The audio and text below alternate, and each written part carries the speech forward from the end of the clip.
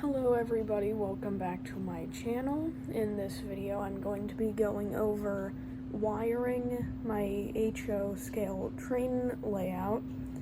I wouldn't really call this a how-to because I've never done this before. I haven't tried it before recording, so this could either work or go terribly wrong. So I guess we'll see how this goes. The supplies I'm going to be using are this spool of 35 feet of ribbon wire to get the power from there over to there, and that's the farthest end of the layout, so the power isn't as noticeable over there as it is right there, so I'm going to rewire that to have another connection over there. I'm gonna have this like rubber tape so that my wiring doesn't cause a short circuit. I'm gonna have wire like stripper things. I have these to go over there because I don't want to have to solder anything, so they're just a rail joiner attached to some wire. But you could just solder on a wire straight to the track. But I'm not allowed to solder yet, so this is the best I'm gonna be able to do for now. And yeah, that covers everything. So I guess I'm just gonna get started. I'm going to unplug my power pack so that I don't get a shock or something. And so I'm going to get out about 8 feet and 2 inches or so that I can make sure I get the full length, maybe 8.5 feet. So I'm going to do that off camera because it's going to be kind of boring to do. And then I'm going to continue recording. Okay. I'm going to take these 2 wires and a flathead screwdriver. Okay. Yeah, hopefully this works. I'm going to slightly unscrew each of the DC power outlets and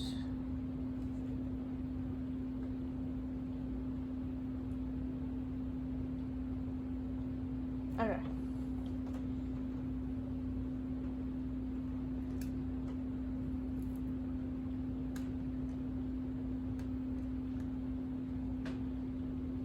I now have the wire wrapped around the screw, and the screw has power going out of it, so that should work fine. I'm also going to move out the end of the wire so it's not touching the other side. That'll lead to a short circuit.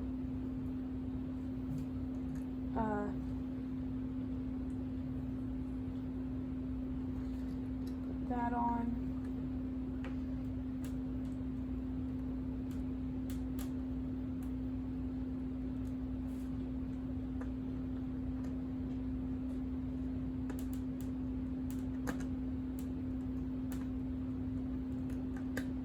This one's being a bit more tricky than the other one, but I think I got it.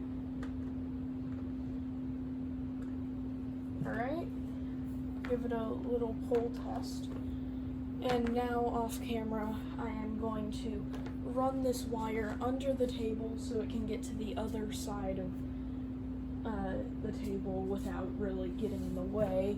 So I don't want the wire to be just on top of the table like it is now. So, like I said, off camera, I'm just gonna put the wire under the table. Now, with my very dodgy wiring job, I didn't really think that bit through. I'm going to take the rubber tape. Actually, you know what? I need 2 of these, so I'm just gonna cut this in half because it's really big. Just give me a second.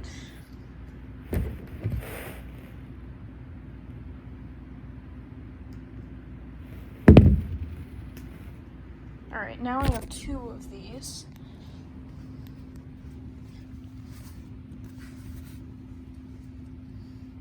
This is gonna be pretty tricky to do with just one hand, but I think I'll be able to do it fine.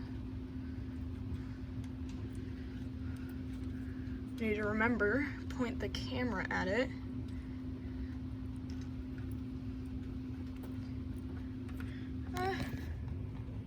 It's probably fine. If it's not fine, later I'll go back when I have 2 hands to do this with. Just use this hand to hold the camera. Oh, the wire's still showing. Hopefully I can just like, oh.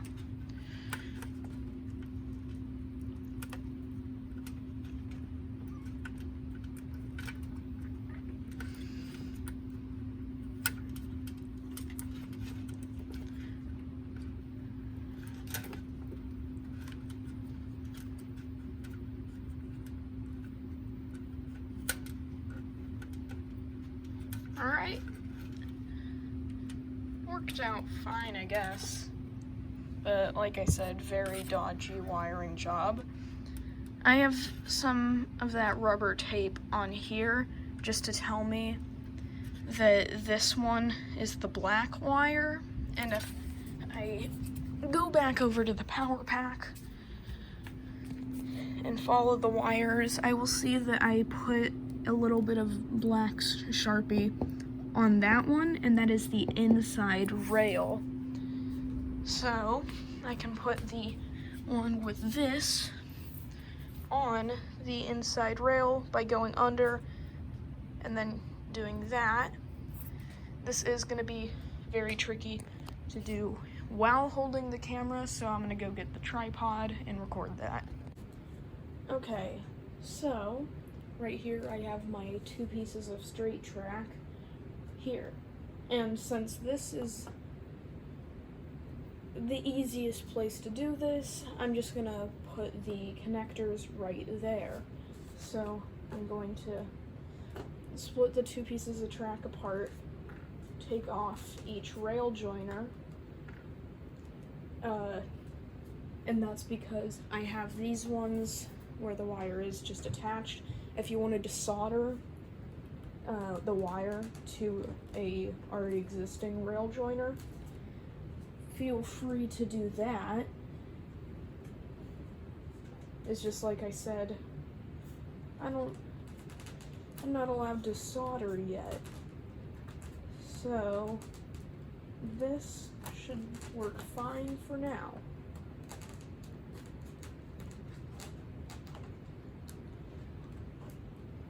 Okay, now both of them are in. I have these extra rail joiners.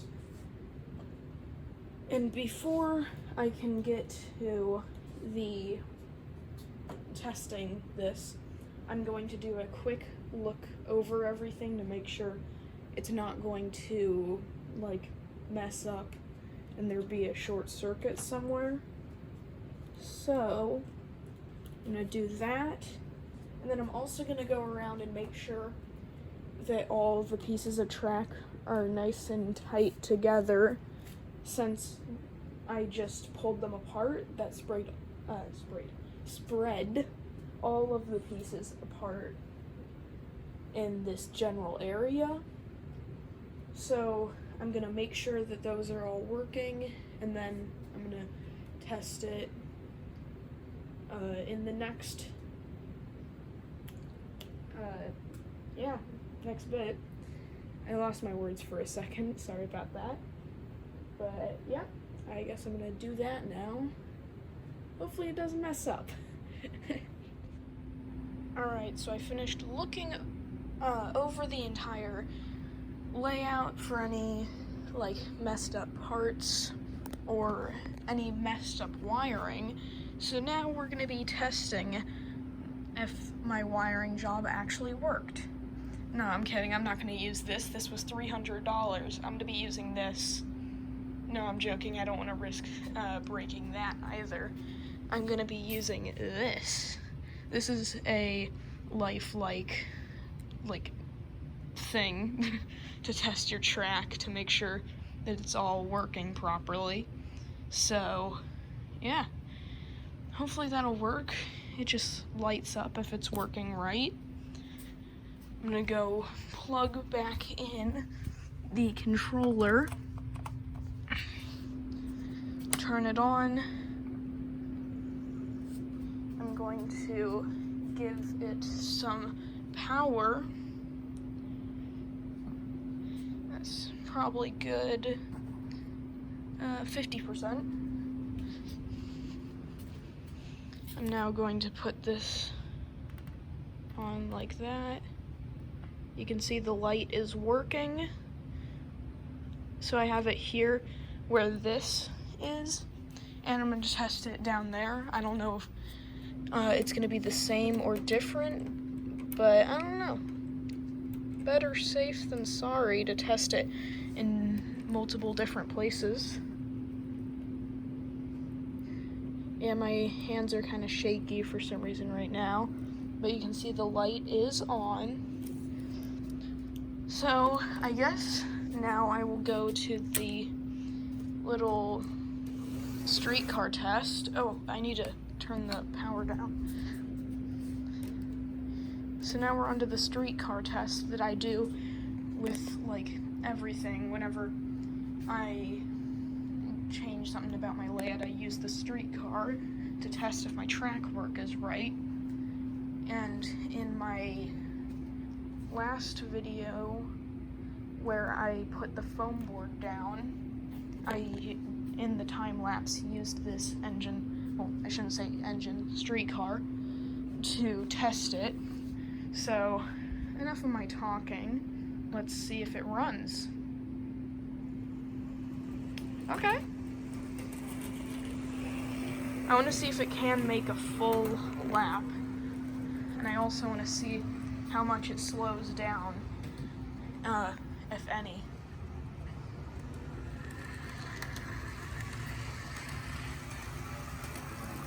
It certainly is getting faster again right there. Now the slowest areas are right here and over at the town. So it appears that even though my wiring job was very dodgy, it still worked fine. And that's a win in my book. I guess now I can move on to the Polar Express. Okay, that's switched. Move it on to the powered track.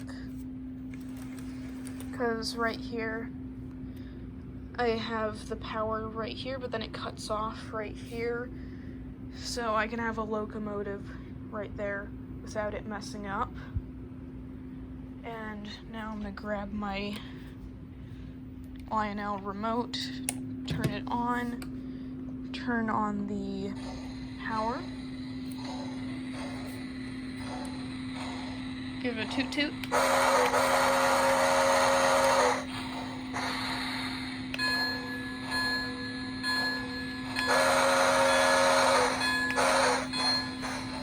I actually have a video, it's my first video that I made on this channel, where I just ran this for like 3 minutes. So if you want to check that out, that would be greatly appreciated.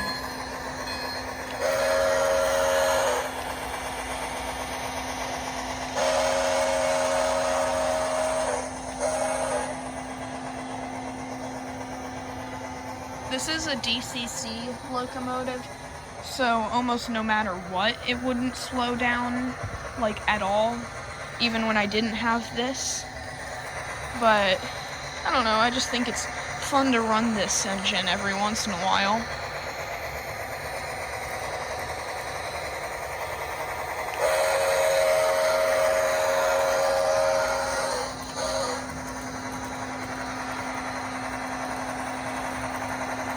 my track isn't terribly clean. I need to fix that, so that's why the light is flickering so much. But yeah, that works fine. And for me, not knowing any prior knowledge on how to wire a layout any more than just a standard power pack going to one lead in the track, to this having two, I think that turned out fine. So thank you all so much for watching, and I will see you in the next video. Bye.